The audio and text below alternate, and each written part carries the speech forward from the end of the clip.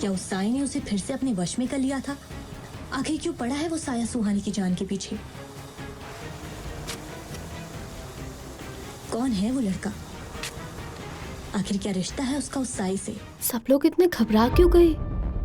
अगर तू चाहती है कि तुझे इस कॉलेज से ना निकाला जाए तो अगले 1 घंटे तक ना एकदम चुप रहो, शांत। क्यों? अरे क्यों क्या? अरे क्या तुम? Good morning sir. Good morning. Sit down please. Yuvraj sir की आवाज तो बिल्कुल उसी लड़के जैसी है। डरो मत, मेरे साथ चलो। जिसने पुराने रोड पर मुझे उस साये से बचाया था। क्या सुहानी को पता चल जाएगा कि उसे साये से बचाने वाला कोई और नहीं बल्कि युवराज सर थे? मेरी मदद करो, मुझे बचाओ यहाँ से, मेरी मदद करो। ये आवाज।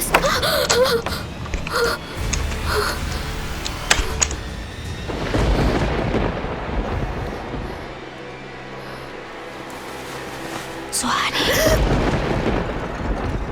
वो आवाज सुनकर सुहानी वहीं फ्रीज हो जाती है।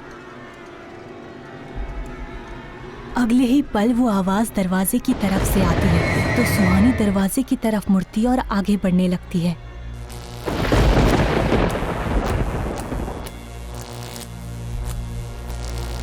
ऐसा लग रहा था जैसे वो आवाज सुहानी को आकर्षित कर रही हो।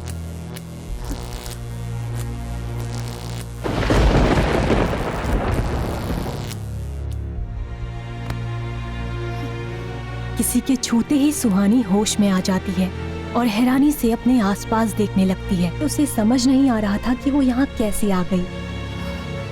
इतनी रात को कहाँ जा रही थी? मैम, वो तुम लड़कियों को समझ नहीं आता क्या?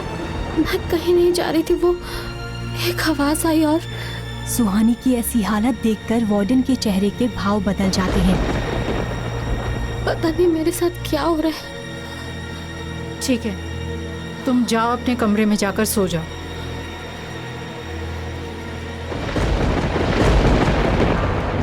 कहीं इस लड़की के साथ वही तो नहीं हो रहा जो सृष्टि के साथ हुआ था?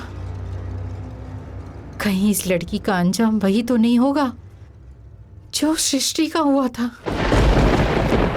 इधर सुहानी अपने कमरे में आकर सो जाती है। उसे इस बात का बिल्कुल भी अंदाजा नहीं था कि उसके कमरे की खिड़की के पास कोई खड़ा उसे ही देख रहा था। सुबह हो गई थी लेकिन निशा और सुहानी अभी भी गहरी नींद में सो रहे थे। तभी उनके कमरे के दरवाजे पर कोई दस्तक देता है और वो उठकर दरवाजा खोलती है। सुहानी, तुमसे कोई मिलने आया है। मुझसे? आओ। वो सोच में पड़ जाती है क्योंकि उसके पहचान का कोई भी इंसान शिमला में नहीं रहता था, तो उससे मिलने कौन आ सकता था? चलो, सोच क्या रही हो? सुहानी भी वार्डन के पीछे पीछे हॉस्टल के गार्डन की तरफ बढ़ने लगती है। वहाँ पुलिस आई हुई थी। पुलिस को देखकर सुहानी चौंक जाती है। सुहानी शर्मा आपका नाम है? Yes sir. कल रात पुराने रोड के पास हमें एक लाश मिली थी और क्राइम लोकेशन के पास हमें ये आईडी कार्ड मिला है। चेक कीजिए, आप ही का है ना? अगर ये आपका है तो वहां पहुंचा कैसे? एक बात बताइए, परसों रात आप कहाँ थी? इंस्पेक्टर की आंखों में सुहानी के लिए शक था, लेकिन वो खुद को संभालते हुए कहती है, परसों रात में उस पुराने रोड से आई थी। शायद तभी आईडी कार्ड वहाँ गिर गया होगा। लेकिन परसों रात में 9:30 बजे हॉस्टल में ही थी। आप चाहे तो मेरी वार्डन मैम से पूछ लीजिए। जी सर, परसों रात 9:30 बजे से ये हॉस्टल में ही थी। परसों रात जब आप आ रही थी तो रास्ते में कुछ अजीब सा नोटिस किया?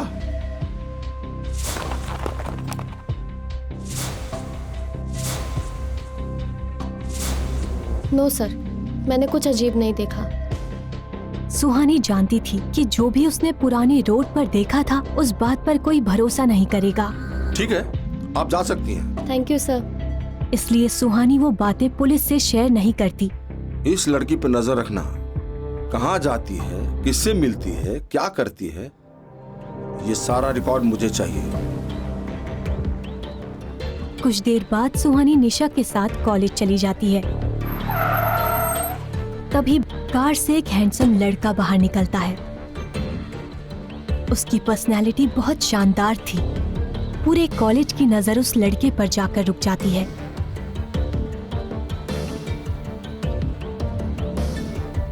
सुहानी, निशा और विवेक भी उसे ही देख रहे थे, लेकिन वो लड़का बिना किसी पर ध्यान दिए सीधे कॉलेज के अंदर चला जाता है। उसके जाने के बाद सारी लड़कियां उसके बारे में बातें करने लगती हैं, लेकिन कोई था जो उस लड़के को देखकर खुश नहीं था। निशा, ये लड़का कौन है? इस पे ध्यान ना दो तो ही अच्छा है। ये हमारे कॉलेज के प्रोफेसर हैं, मिस्टर युवराज दीवान। इनके पापा कॉलेज के ट्रस्टी हैं, मिस्टर यशवंत दीवान। वैसे तो सर एक बिजनेसमैन है, लेकिन पढ़ाना इनकी हॉबी है, इसलिए कॉलेज में पढ़ाने आ जाते हैं। लेकिन निशा इतना क्यों चिढ़ रही है युवराज सर से? हम कॉलेज अटेंड कर लें या फिर तुम दोनों को बकवासी करनी है? विवेक और सुहानी निशा के गुस्से को देखते हुए आगे कुछ नहीं कहते। सुहानी अपने कुछ पर्सनल रीजंस की वजह से 3 महीने लेट कॉलेज आई थी। वो इस बात से बिल्कुल अनजान थी कि 3 महीने पहले यहाँ क्या हुआ था। कुछ ही देर में वहाँ किसी के तेज कदमों की आहट सुनाई देती है। अरे, सब लोग इतने घबरा क्यों गए? अगर तू चाहती है कि तुझे इस कॉलेज से ना निकाला जाए तो अगले 1 घंटे तक ना एकदम चुप रहो, शांत। क्यों? अरे क्यों क्या? अरे क्या तुम? इससे पहले विवेक इस बात का जवाब दे पाता, good good morning sir. Wrong please. जैसे ही सुहानी युवराज की आवाज सुनती है, वो शॉक्ड रह जाती है और आंखें फाड़कर युवराज को देखने लगती है। युवराज सर की आवाज तो बिल्कुल उसी लड़के जैसी है जिसने पुराने रोड पर मुझे उस साई से बचाया था।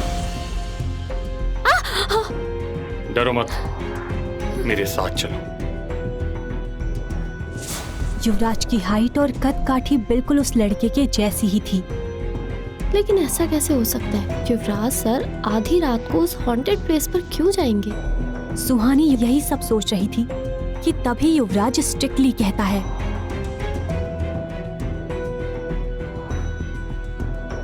ये क्लास पढ़ाई करने के लिए है। जिसको अपने ख्यालों में खोना है वो क्लास से बाहर जा सकता है। सुहानी इतनी तेज आवाज सुनकर अपने ख्यालों से बाहर आती है। उसे ये समझने में देर नहीं लगती कि युवराज ने ये सब उसके लिए ही कहा था। सुहानी युवराज से नजर हटाकर अपनी किताबों पर ध्यान देने लगती है। युवराज क्लास में एक लेक्चर दे रहा था और सुहानी उसे एकटक देख रही थी। युवराज ये बात अच्छे से नोटिस कर रहा था, लेकिन वो रिएक्ट नहीं कर रहा था। तभी सुहानी को फिर से वही आवाज सुनाई देती है, मेरी मदद करो, मुझे बचाओ यहाँ से, मेरी मदद करो। जैसे ही सुहानी वो आवाज सुनती है, युवराज अचानक से खामोश हो जाता है। कुछ देर बाद युवराज को याद आता है कि वो क्लास में है और वो बिना कुछ कहे बीच में ही क्लास छोड़कर चला जाता है। वो आवाज आते ही युवराज सर खामोश क्यों हो गए थे? क्या उन्होंने भी वो आवाज सुनी?